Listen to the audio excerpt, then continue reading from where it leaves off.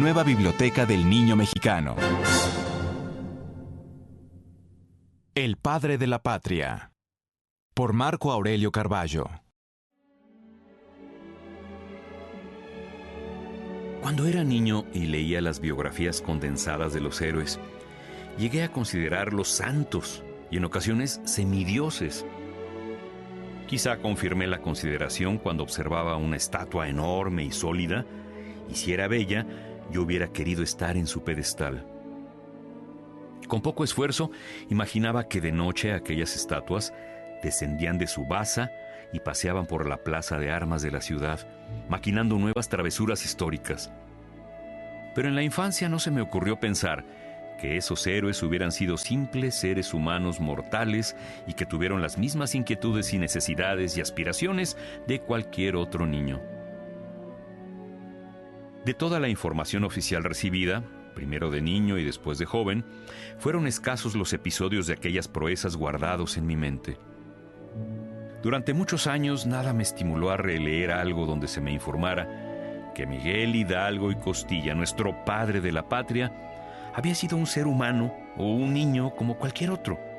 Bueno, al leer su biografía supe que le decían el zorro por inteligente y que de adulto había liberado a mi patria de la opresión. Hasta ahí. Ahora, en condiciones de contarles quién fue Miguel Hidalgo y Costilla, 1753-1811, quiero exponerles ciertos descubrimientos. Se trata de que lo conozcan un poco más y acaso de que, cuando ustedes sean ya jóvenes y adultos, profundicen en semejantes hallazgos y el talento los lleva por ahí. La lectura de ese pasaje histórico estimuló mi fantasía, a tal grado que engendré el deseo de escribir una novela con 16 historias de amor en el marco de la Guerra de Independencia. Jóvenes y hermosas mujeres enamoradas de otros tantos insurgentes, intrépidos y gallardos. Al principio me llamó la atención que el padre de Miguel Hidalgo y Costilla Gallaga se hubiera casado con 3 mujeres. Miguel tuvo 5 hermanos de padre y madre, y 6 más solo de padre. El señor hacendado, su padre, corrió con la mala suerte de que se le murieran las 2 primeras esposas. Luego supe que Gallaga fue el segundo apellido de Miguel Hidalgo y Costilla. En las biografías escolares no se menciona, o no recuerdo que lo mencionen, ignoro por qué. ¿Acaso porque intentaron acortar su nombre, Miguel Hidalgo y Costilla? El nombre de su mamá era Ana Gallaga y Villaseñor. Si el padre administraba una hacienda, la de Corralejo, en Guanajuato, tampoco está claro por qué 2 de sus hijos estudiaron para sacerdotes. ¿Será porque las carreras más importantes eran en esa época el sacerdocio y la milicia? Sí, pero ¿por qué motivos Miguel no quiso de adolescente ser militar si al final de su vida acaudillaría batallas históricas?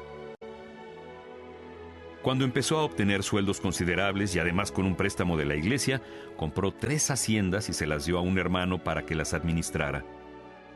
No se dedicó a atender las haciendas, aunque sí se empeñó en otras inclinaciones personales. Por ejemplo, ayudaba a la gente del pueblo a crear alfarerías y herrerías, y sembró viñas, olivos y moreras para criar gusanos de seda.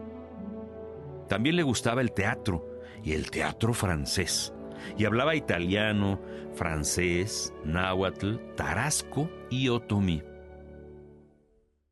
A ustedes podría llamarles la atención en cierto momento de sus estudios que en el país, el nuestro, la influencia francesa fue determinante en el gusto de la gente de la época. Tiene una explicación. Los ricos españoles dueños de minas y de almacenes acá en la Nueva España contrataban cocineros, sastres y peluqueros franceses.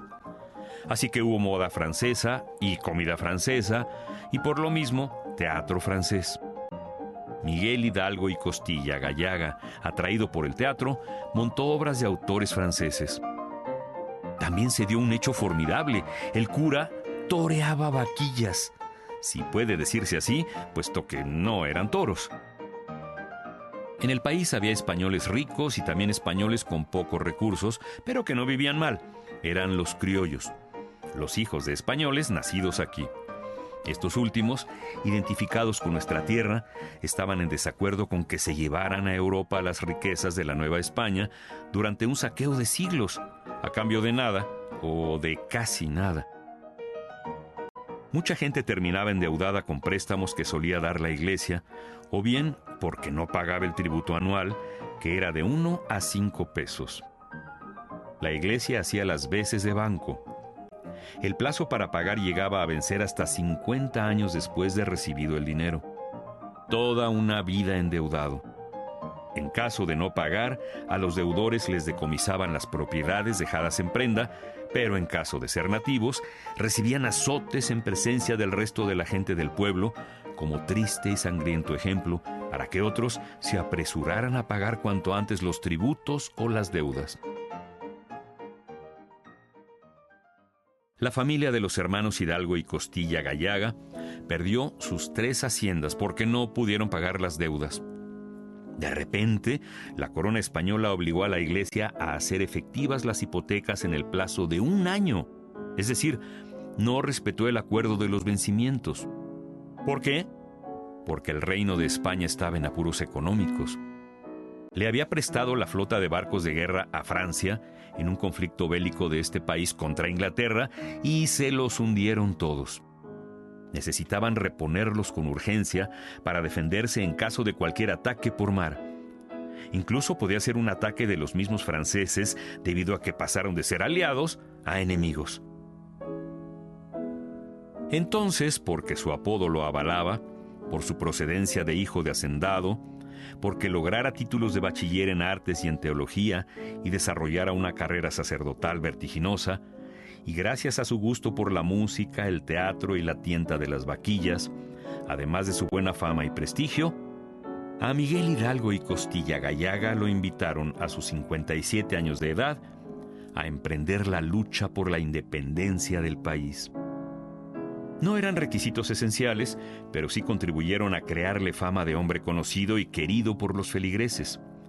Hidalgo aceptó el ofrecimiento y cuando supo que los independentistas de Querétaro habían sido descubiertos, perseguidos y encarcelados, adelantó casi 3 meses el lanzamiento del grito de independencia al pronunciarlo la madrugada del 16 de septiembre de 1810.